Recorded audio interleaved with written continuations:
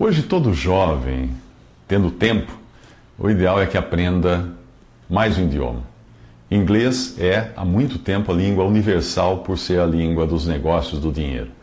E mandarim é uma língua nova que está, nova não, antiga, né, mas que está tendo hoje uma importância no cenário mundial.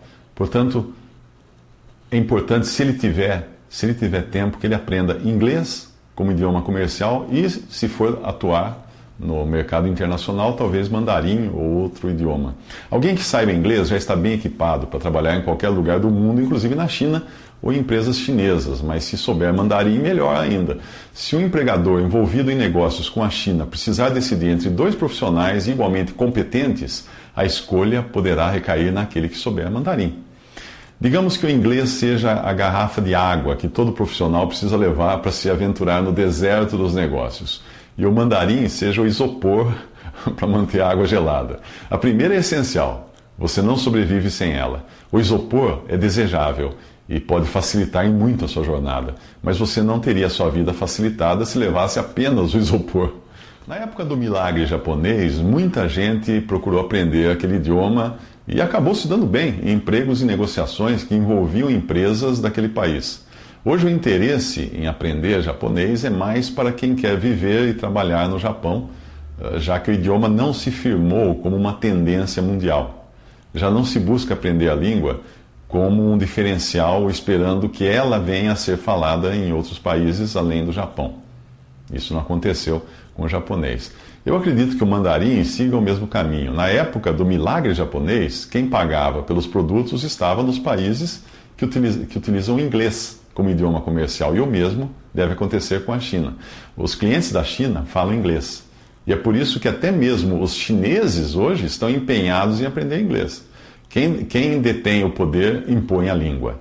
É claro que é preciso também ter em mente a área de atuação para saber o quanto o aprendizado de um idioma pode pesar na sua carreira, na carreira de um jovem profissional.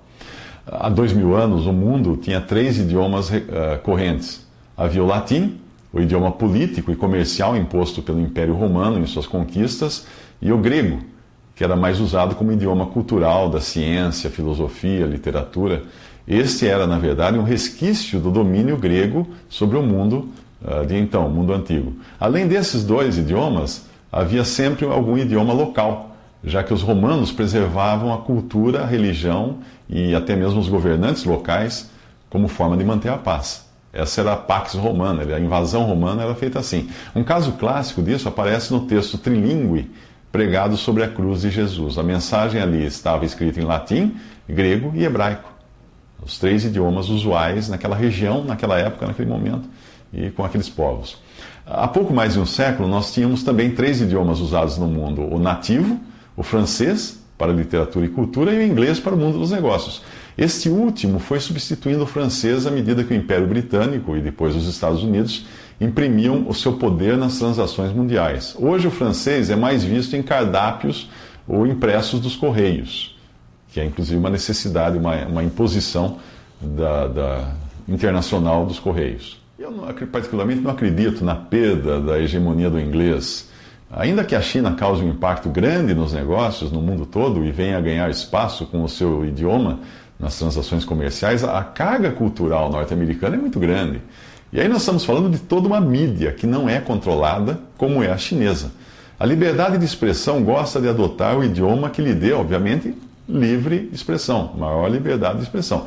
O que acontece é que os profissionais americanos, atuando em empresas que querem conquistar o enorme mercado latente na China, obviamente procurarão aprender o mandarim para facilitar o caminho e ao mesmo tempo que os chineses estão já aprendendo inglês para conquistar clientes no mundo todo.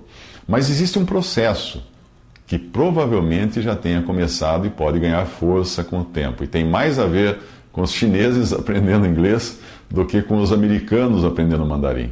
Se ainda não for já, logo a China será a maior população do mundo capaz de se comunicar em inglês. Idioma hoje ensinado e incentivado nas escolas de lá. Os chineses estão aprendendo inglês em massa.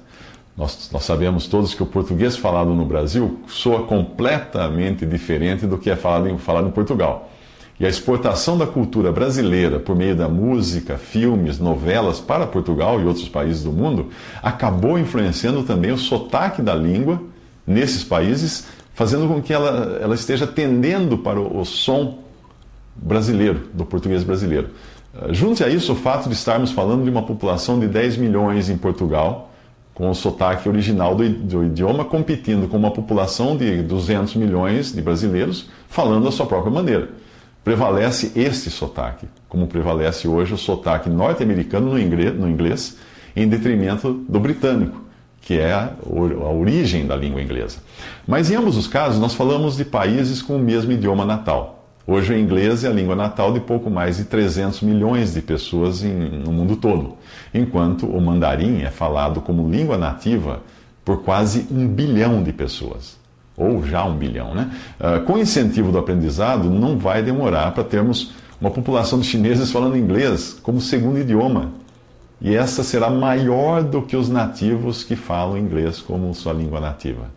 Dada a grande diferença entre os idiomas, eu acredito que dentro de uns 20 anos ou menos, nós teremos algo como 2 línguas escritas no mundo, porém 3 faladas: inglês, mandarim e inglês com sotaque chinês.